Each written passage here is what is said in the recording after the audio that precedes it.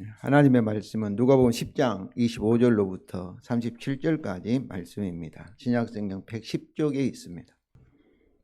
누가복음 10장 25절로부터 37절까지 말씀을 교도하시겠습니다.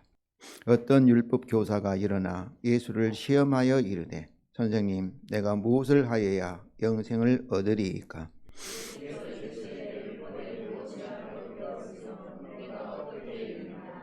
대답하여 이르되 내 마음을 다하며 목숨을 다하며 힘을 다하여 뜻을 다하여 주 너희 하나님을 사랑하고 또한 내 이웃을 내 자신같이 사랑하라 하였나이다.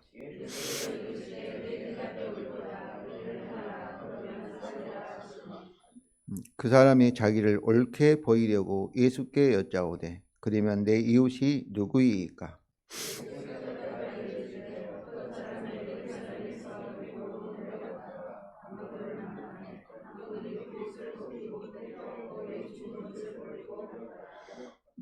마치 한 제사장이 그 길로 내려가다가 그를 보고 피하여 지나가고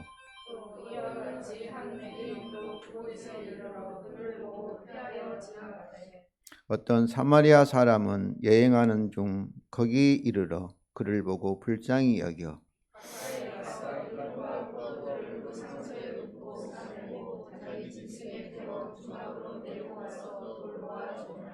그 이튿날 그가 주막 주인에게 데나리온 둘을 내어주며 이르되 이 사람을 돌보아 주라. 비용이 더 들면 내가 돌아올 때에 갚으리라 하였으니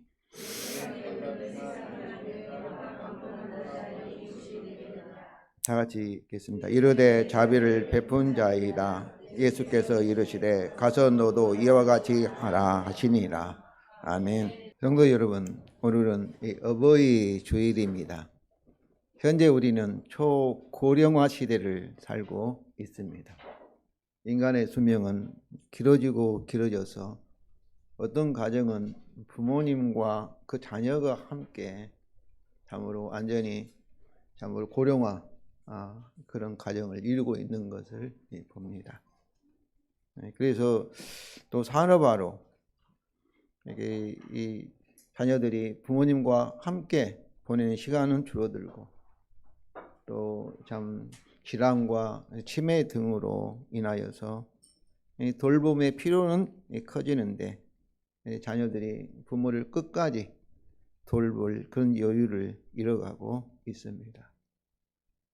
참으로 이렇게 가정에서 아프신 또 치매로 그런 질환을 겪는 부모님을 어떻게 해야 할 것인지 또 요양원에 보내야 할 것인지 그랬을 때 자녀의 그 마음 또 요양으로 갈 수밖에 없는 그 부모의 그런 마음들 속에 일어나는 갈등들을 이렇게 지켜 보았습니다. 지난 화요일에 의정부에 있는 김전사님을 방문을 하였는데 방문할 때마다 마음속으로는 더 자주 오겠다 이렇게 결심하지만은 그러지 못해서 항상 죄송스러운 마음뿐입니다. 지난해 11월 달에 갔다가 저희가 최소한 2월, 3월에 한 번 더 이렇게 방문을 했어야 되는데 그러지 못하고 미루는 것이 이렇게 늦어져 버렸습니다. 그렇습니다. 오늘날 초고령화 시대 사이의 가장 큰 문제는 단지 돈의 문제만이 아닙니다. 우리의 돌봄의 문제이고 또 부모와 자녀 관계, 자녀와 부모의 관계의 문제입니다. 무엇보다도 나는 누구의 이웃이 되는가의 문제입니다.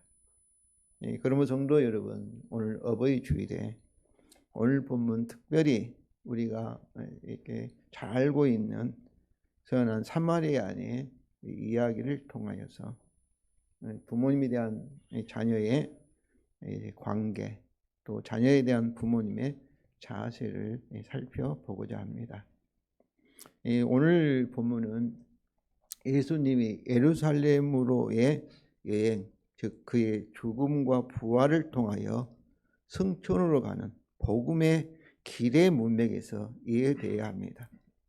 누가복음은 9장 51절부터 이제 중간 단계가 2단계가 시작이 되는데요. 9장 50절 10절까지는 예수님의 행위 중심으로 기록되어 있습니다. 그러나 9장 51절부터 예루살렘까지 가는 여행 도중에 예수님의 교훈, 말씀을 중심으로 기록되어 있습니다. 9장 51절 우리 다 같이 읽겠습니다.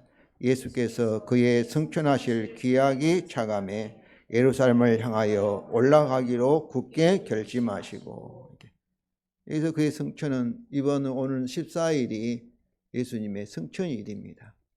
그러나 여기서 승천은 단지 그의 승천만을 가르치지 않고 그의 십자가의 죽음과 그리고 부활을 통하여서 이제 승천까지 이르는 그의 순환 과정 전체를 가리키는 용어입니다. 그리고 이 차감의 기약이 차감의 이 기약은 날들인데 하나님이 정한 계획에 따라서 예수님께서 이제 예루살렘으로 올라가고 계심을 보여주고, 우리말에는 굳게 결심하고 이렇게 번역되어 있는데 원래는 그의 얼굴을 확고하게 세우셨다. 그 얼굴을 예루살렘을 향하여서 확고하게 세우셨다. 이렇게 기록되어 있습니다. 또한 이 사마리아 이 사람들이 예수님을 거절한 이유를 그의 얼굴이 예루살렘으로 가고 있었기 때문이라고 하여서 예수님의 예루살렘으로의 여행을 이렇게 53절에서도 다시 한번 강조하고 있습니다. 또 이 선한 사마리아의 이야기는 오늘 본문에서 율법 교사의 두 개의 질문이죠. 선생이여, 내가 무엇을 하여야 영생을 얻으리까 질문과 내 이웃이 누구입니까? 이런 사마리아의 질문. 또 예수님은 이 세 사람 중에 누가 강도 만난 자의 이웃이 되겠느냐 하는 예수님의 이 질문이 이 이야기를 이해하는데 아주 중요한 역할을 하고 있습니다. 성도 여러분, 오늘 본문에는 어떤 율법사가 예수님을 시험하였던 질문이 있습니다. 25절이죠. 어떤 율법사가 일어나 예수님을 시험하여 이르되 선생님, 내가 무엇을 하여야 영생을 얻으리까?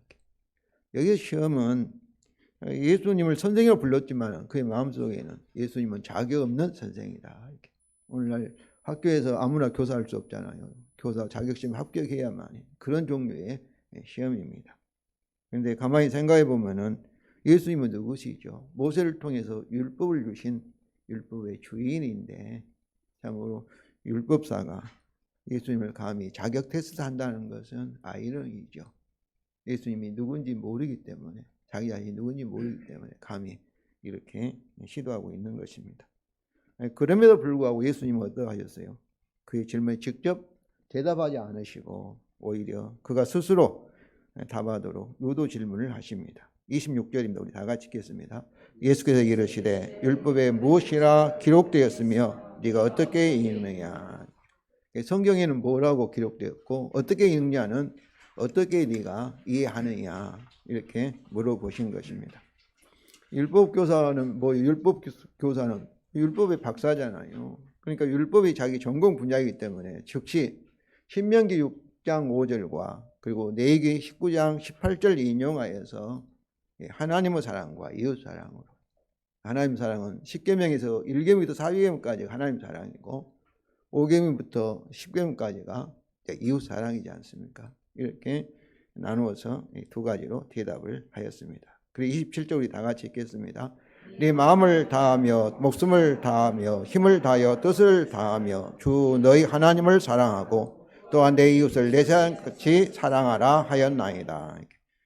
우리말 성경은 사랑하고 이렇게 두 동사를 사용하여서 되어 있지만 원문에는 한 번 사용, 사랑하라가 한 번 동사입니다.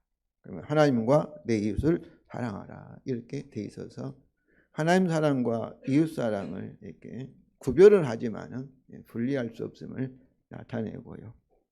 또 우리의 사랑의 대상이 주 너희 하나님은 우리의 여호와 주가 되시면 우리는 그의 소유가 되고 이런 언약적인 표현이죠. 그리고 내 이웃을 내 자신과 같이, 그러니까 이웃과 우리가 어때요? 하나로 창조되었음에서 나타난 그런 표현입니다.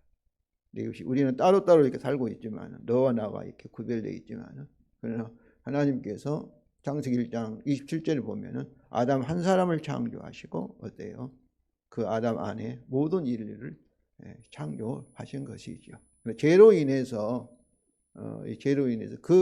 이렇게 하나님과 우리 사이가 분리되어 버렸고 언약적으로 끊어져 버렸고 아담과 하와 사이도 한 몸이었지만은 이제 분열되고 이제 그 후손 우리끼리 서로 지금도 서로 죽이고 싸우고 이렇게 참 전쟁하고 있지 않습니까? 원래는 우리가 한 사람이었는데 그러면 예수님의 십자가는 뭐겠어요? 죄로 인해서 이 분열된 이 사회를 다시 통일시키는 것입니다. 통일교가 성경의 그 힌트는 잘 잡았다고 그런 생각해요. 그래서 에베소 2장에 보면 그리스도에는 화평의 사람이 하나 되게 한 거죠. 하나의 새 인류를 하나가 되어서 어때요? 하나님께 나아가게 하는 것이 그리스도의 십자가의 목적인 줄로 믿습니다. 그러므로 우리 교회는 우리가 부족하지만은 또 여러분의 가정은 이 복음으로 성령의 능력으로 사랑으로 하나가 되는 그런 가정의 달이 되기를 원하고 그런 가정이 되기를 주님의 이름으로 축원을 드립니다. 이에 예수님은 그에게 대답을 하십니다. 28, 네 대답이 옳도다. 이를 행하라 그리하면 살리라. 그러니까 하나님 사랑과 이웃 사랑을 율법이 요구한 대로 행하면 어때요? 네가 살리라. 말은 영생을 얻으리라. 구원 받으리라. 이렇게 예수님이 대답을 하신 거예요. 그러니까 이것은 예수님의 이렇게 말씀은 진리입니다. 율법적으로 이렇게 율법을 완전히 행할 수 있으면 어때요? 율법에 따라 이렇게 우리가 영생할 수가 있는 것이죠. 그런데 문제는 뭐예요? 아무도 율법을 행함으로 영생을 얻을 수 있는 사람이 없다는 것입니다. 이것이 성경 전체에서 우리에게 주고 있는 말씀이에요. 로마서 3장 20절에 율법 행위로는 그 앞에 의롭다 하심을 얻을 육체가 없나니 율법으로는 뭐냐 하면은 죄를 깨달음이라. 하나님께서 유대인들을 선택한 것은 지금도 이스라엘 사람들은 자기들이 이방인과 특별히 다른 점이 있어서 이렇게 선택을 받고 그다음에 모세를 통해서 율법 언약을 맺으면서 율법을 주셨다고 자기들은 착각하고 있는 것이죠. 그런데 그들은 성공했습니까? 성공하지 못한 거죠. 김성관 목사님께 말해요. 이스라엘 역사는 실패의 역사예요. 무엇을 낸 거예요?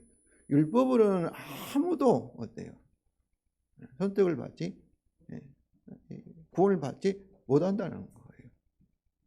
그런데 예수님은 유대인이 아니에요. 유대인이에요. 그러니까 모든 유대인들은 다 실패한 거예요.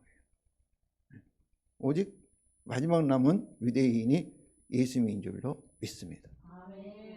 이사야서 6장 13절에도 하나님께서 율법의 언약에 따라 그들을 심판하여서 완전히 그냥 다 베어버리잖아요. 그것이 무엇을 상징한 거예요? 바벨론의 포로를 상징하고 오직 남은 이게 참 예수 그리스도만이 새로 하나님 백성으로 그때 이방인까지도 그리스도 안에서 아브라함의 후손이 된 줄로 믿습니다.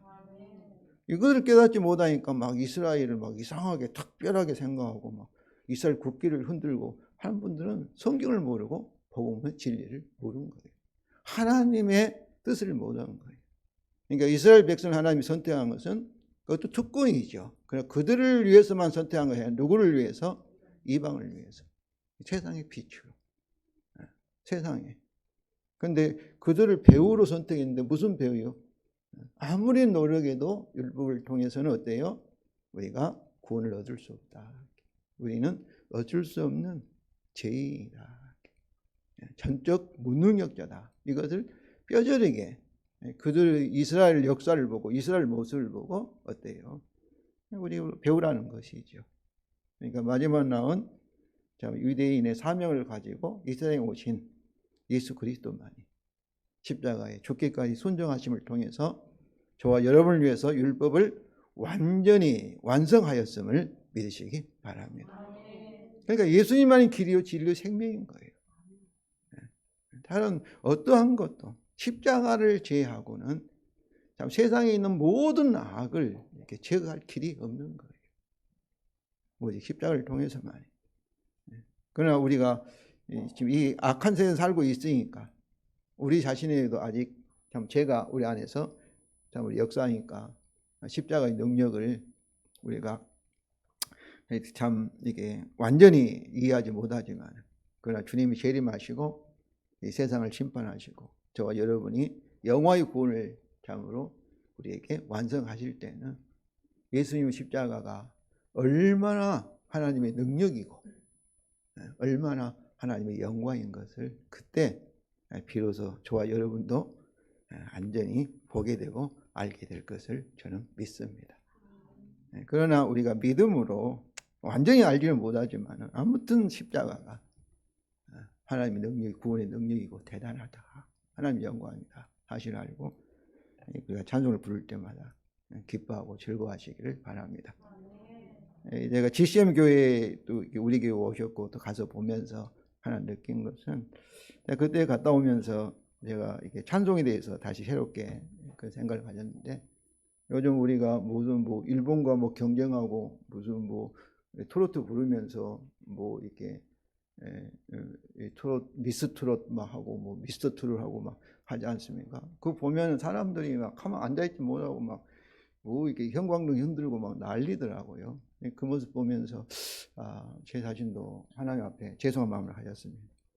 우리는 그들보다 더 기쁘고 더 즐겁고 이렇게 엉덩이를 참으로 앉아있지 못하고 춤추면서 찬송을 드려야 되는데 우리는 너무나 얌전하지 않았는가, 이렇게 그런 생각을 해보면서, 성도 여러분, 정말 우리가 예수님이 예수 십자가를 통해서 우리 죄가 사함을 받고 하나님 앞에 흠도 없고 점도 없고 완전한 의로운 하나님의 아들 딸들이 되어서 영생과 부활과 그리고 영원한 천국에서 영생 복락을 누린다는 사실이 인하여서 정말로 기뻐하고 정말로 이렇게 즐겁고 좀 춤추면서 찬송하는 그런 교회가 되기를 진심으로 원합니다. 그래서 예수님 어떤 거예요?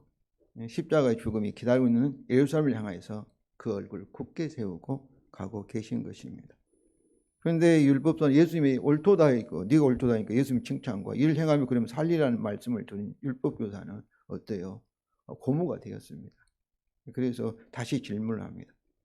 그 29절을 보면 그 사람이 자기를 옳게 보이고 예수께 여짜오되 그럼 내 이웃이 누구일까? 옳게 보이기로는 예수님의 칭찬과 예수님 말씀, 자기는 예수님 말씀대로 하나님을 사랑하고 내 이웃을 내 모처럼 사랑했다는 것을 자랑하고 싶은 거죠. 자기가 옳다, 이렇게.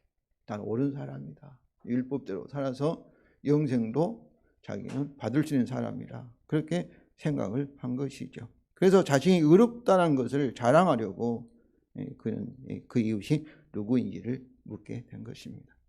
그러나 그는 율법대로 살아가기 얼마나 어려운지를 어때야 되겠어요?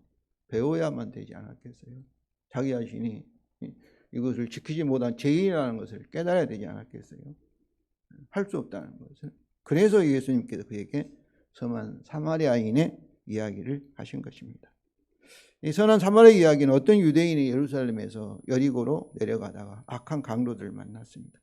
강도들은 그의 옷을 벗기고 그리고 그에 가지고 있는 모든 이제 그를 때려서 거의 죽게 그를 이제 두고 그를 버리고 그 가지고 있는 모든 이제 재물이 있다든지 돈이 있다면 가지고 가버렸습니다. 그런데 마침 예루살렘 성전에서 그 제사장 직무를 다 마친 한 제사장이 여리고로 가는 그 길을 가고 있었는데, 당시에 제사장들은 여리고에서 살고 예루살렘에 자기의 순번이 되면 예루살렘에 이제 와서 성전에서 일을 하다가 마치면은 이제 자기 집에 있는 퇴근하는 길이죠. 오늘날로 말하면 직장에서 일하고. 근데 그 제사장 어떻게 했습니까? 강돌마다 죽어가는 그를 이렇게 보았지만은 일부러 피하여 지나갔습니다. 조금의 한 레위인도, 제사장을 돕는 보조하는 레위인도 그것을 지나가게 되는데 죽어가는 그를 보았지만은 일부러 피하여 지나갔습니다. 그런데 어떤 사마리아인이 여행하다가 거기에 이르렀는데, 당시에 유대인들과 사마리아인들은 오늘날 이스라엘과 이란이 전쟁하는 것처럼 절대 원수여서 서로 접촉하는 조차도 상대하는 것도 피하는 그런 관계였습니다. 우리가 9장 53절에도 사마리아 예수님이 마을에 지나가는데 다 이렇게 좀 환영하지 않고 이렇게 거절하잖아요. 그런 관계에 있던 사마리아인이 강도를 만나 죽어가는 유대인을 보게 되었는데 당연히 보통 사람은 어때야 되겠어요? 당연히 피하여 지나가지 않았겠어요?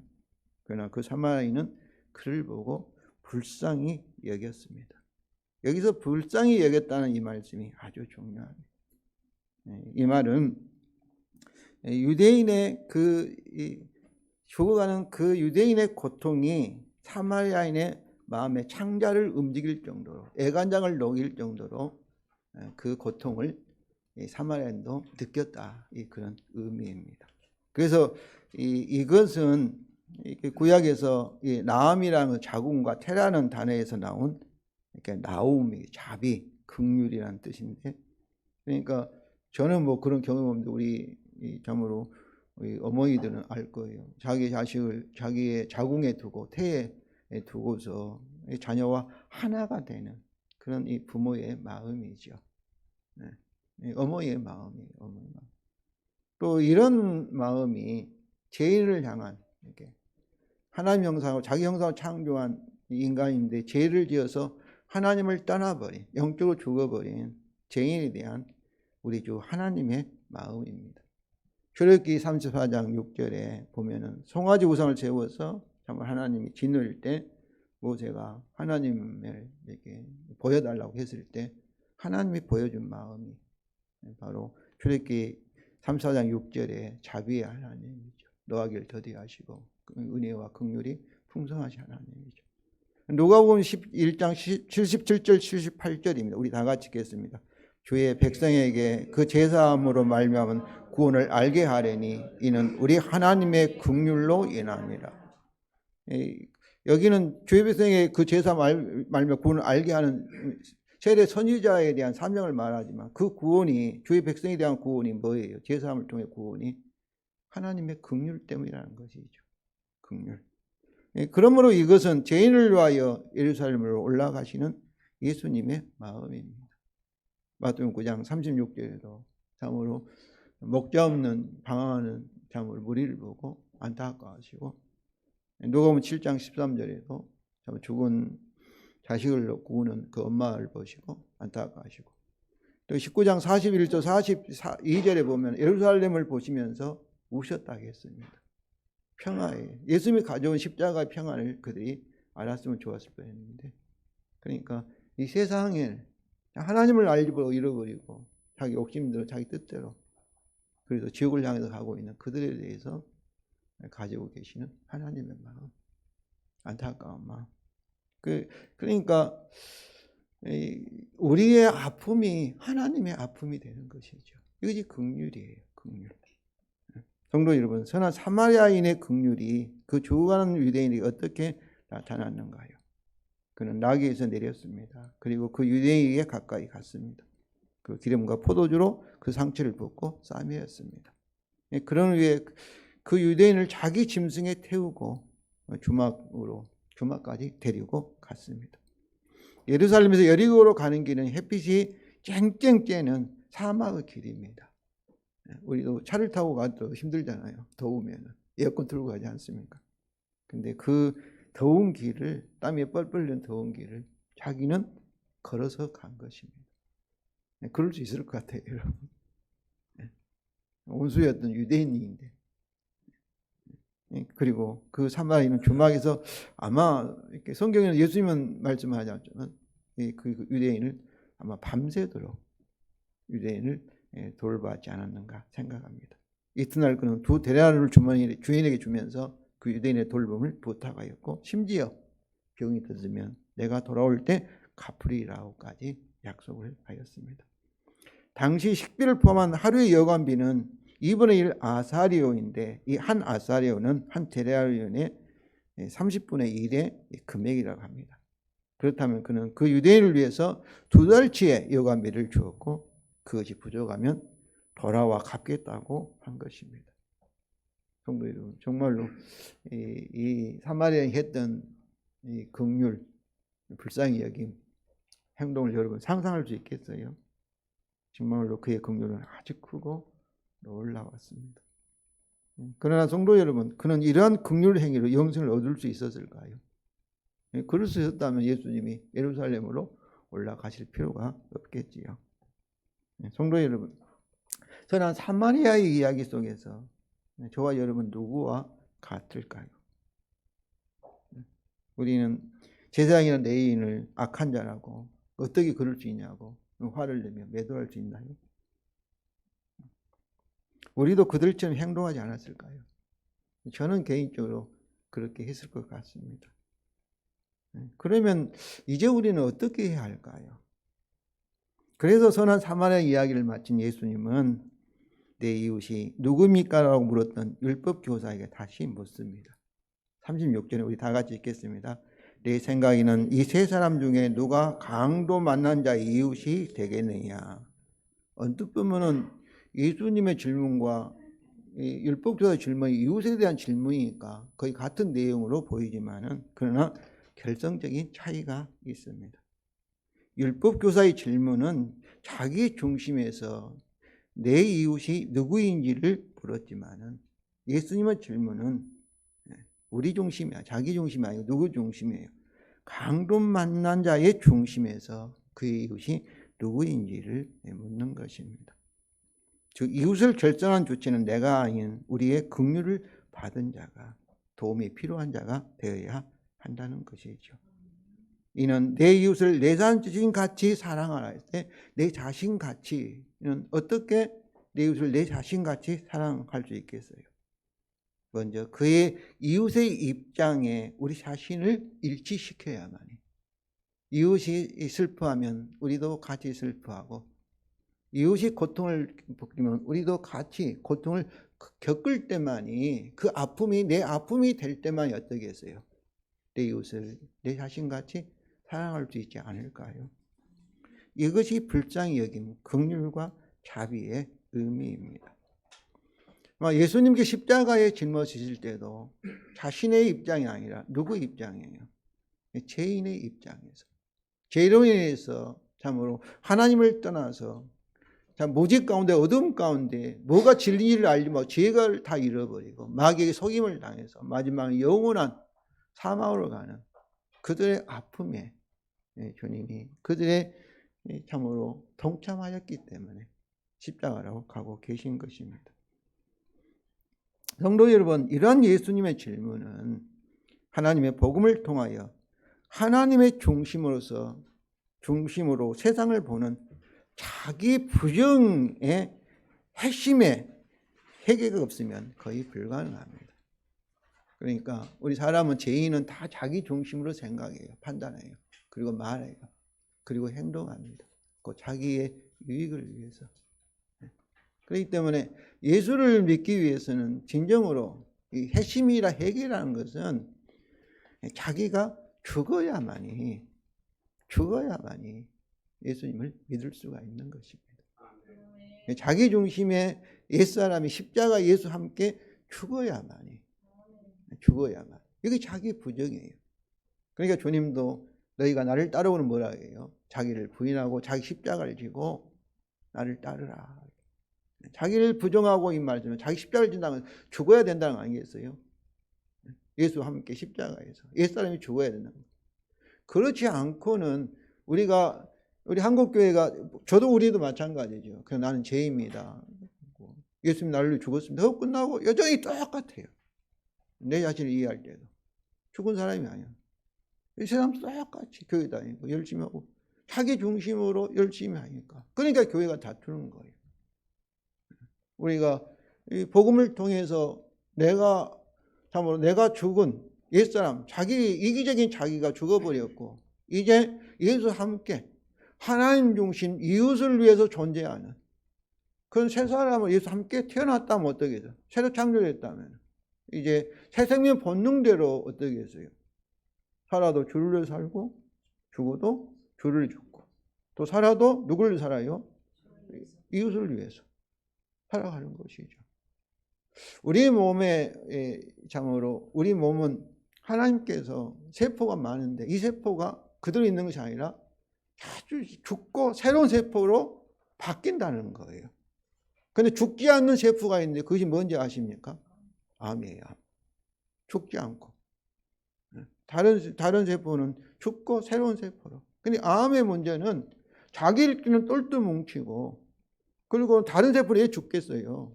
전체 몸을 위해서, 내 자신을 위해서 한 세포는 죽는 거예요. 희생하는 거예요. 그리고 전체를 위해서 사는데, 암은 어때요? 자기가 살도록 하기 위해서. 저는 서로 이렇게 싸우고 이렇게 서로 하면은 물어뜯고 싸우면 서로 멸망할 거라 조심하라, 그 말씀이 너무나 진리인 거예요. 갈라지는 말씀이. 우리 암세포를 보면 이제 결국 어떻습니까? 저는 암세포를 모를 거예요. 자기들이 막 뭉쳐 자기만 죽지 않고 살면은 자기 영원 살 거라고 착각하는데, 결국 뭐예요? 전체를 죽으면 자기도 죽어서 흙으로 돌아가서 썩어버리게 될 거예요. 이 암세포는 정말 멍청한 세포예요. 순간에 막 자기 이익을 내게. 어리석은 세포지요. 이것이 암이에요. 우리 자신들도 생각해 보세요. 하나님께서 세상을 창조할 때는 하나님을 위해서, 다른 사람을 위해서 우리가 살도록 창조를 받았다면은 결국 그건 누구를 위한 거예요? 나를 자신을 위한 거예요. 암세포가 그때 죽을 때 죽고, 그럼 암이 안 생기면 어떻겠어요? 또 우리는 계속 살 수 있지 않겠어요? 또 다른 새로운 세포로 다시 태어날 수 있고. 그런데 그러지 못한 것이죠. 그래서 고린도 4장 5절입니다. 우리는 우리를 전파하는 것이 아니라 오직 그리스도 예수의 주되신 것과, 그 다음에 우리 다 같이 읽겠습니다. 또 예수를 위하여 우리가 너희의 종된 것을 전파합니다. 주를 위하여 서로 섬기 사랑하는 거죠. 다음 주에도 우리 이제 부부의 날을 위해서 메시지를 준비하려고 하는데, 주를 위하여 이 말씀이 중요해요. 주를 경외함으로 피차 복종하고 주를 위하여. 이웃 사랑도 하나님 사랑과 분리되어 있는 것이 아니라 주님 사랑과 주를 위하여 내 자신을, 이웃을 섬길 때, 사랑하고 섬길 때, 그때 주님이 기뻐하시고 성령을 통해서 정말 풍성한 은혜를 베풀어 주실 줄로 믿습니다. 그리고 또한 우리가 선한 사마리아인과 같이 사랑해야 할 이웃은 예수님의 말씀대로 한다면, 질문을 한다면 어떻겠어요? 한이 없죠. 한이 없죠. 끝이 없죠. 우리 도움이 필요한 사람이 얼마나 많겠습니까? 부모에 대해서도 참으로 우리 해야 할 것이 끝이 없죠. 그래서 우리는 최소한 자신같이 이웃의 사랑에 대하여서 우리가 부족하다, 나는 다 하지 못하고 있다, 이런 생각을 가지시고 하나님 앞에서나 또 우리 도움이 필요한, 긍휼이 필요한 사람들 앞에 겸손한 마음은 가져야 한다고 생각합니다. 율법 교사처럼 나는 다 하고 있다, 나는 어려운 사람이다, 이렇게 생각하는 사람은 예수님의 질문, 선한 사마리아 내 이야기의 의미를 그는 깨닫지 못한 것이죠. 최소한 우리는 나는 부족합니다, 더 해야 되는데 내가 아직 부족하여 사지 못합니다 하는 그런 겸손한 마음을 우리 모두 가지기를 원합니다. 예수님의 선한 사마리아 이야기를 통해서 깨달음을 얻은 율법교사는 예수님의 질문에 기초해서 그에게 자비를 베푼 자이다, 이렇게 바르게 대답합니다. 그래서 그는 선한 사마리아인의 행위를 뭐라고 표현해요? 자비로 바르게 요약을 한 것입니다. 성도 여러분, 예수님은 그와 그의 제자는 우리에게 명령하십니다. 너도 이와 같이 하라. 여기 이와 같이는 뭐 선한 사마리아인 같이 그런 말씀이죠. 그러나 주님은 여기는 선한 사마리아인의 긍휼을 넘어서 우리 하나님 아버지의 자비하심 가치입니다. 누가복음 6장 36절입니다. 우리 다 같이 읽겠습니다. 너희 아버지의 자비로우심 같이 너희도 자비로운 자가 되라. 우리가 하나님의 아들이니까 하나님 아버지와 같이 그 마음을 가지고 하라는 것이죠. 그럼 성도 여러분, 어떻게 이와 같은 긍휼을 베푸는 자가 될 수 있을까요? 예수님의 질문이 시사함같이 우리 육체의 행위로는 할 수 없습니다. 오직 그리스도 안에서 성령의 열매인 사랑으로서 역사하는 믿음으로서 내가 사는 것이 아니라 내 안에 주님이 살아계시고 그 주님을 의지하면 주님이 성령의 능력을 통해서 우리에게 믿어 순종케 하게 하실 줄로 믿습니다. 그렇습니다. 그 복음을 통하여 우리가 연합하신 주님이 우리를 통해서 성령의 능력으로 믿어 순종케 하시고 성령의 열매로 사랑케 하실 때 가능할 줄로 믿습니다. 그러므로 성령으로 우리 안에 계신 새 언약의 주님을 항상 믿으며 또 그 긍휼이 풍성하게 저와 여러분이 흘러넘치기를 소망하는 것, 기도하는 것이 중요합니다. 성도 여러분, 오늘 어버이 주일에 부모님과 자녀의 서로 관계의 관점에서 섬한 사마리아의 이야기를 살펴보았습니다. 현재 초고령화 사회에서 사는 그리스도인으로서 우리는 어떻게 부모님을 공경해야 할까요? 예수님의 질문과 섬한 사마리아인과 같이 우리는 우리 자신의 입장이 아니라 먼저 부모님의 중심에서 생각하고 배려하여야 할 것입니다. 제가 이 본문을 선택하신 것은 예수님의 질문 때문에 선택했습니다.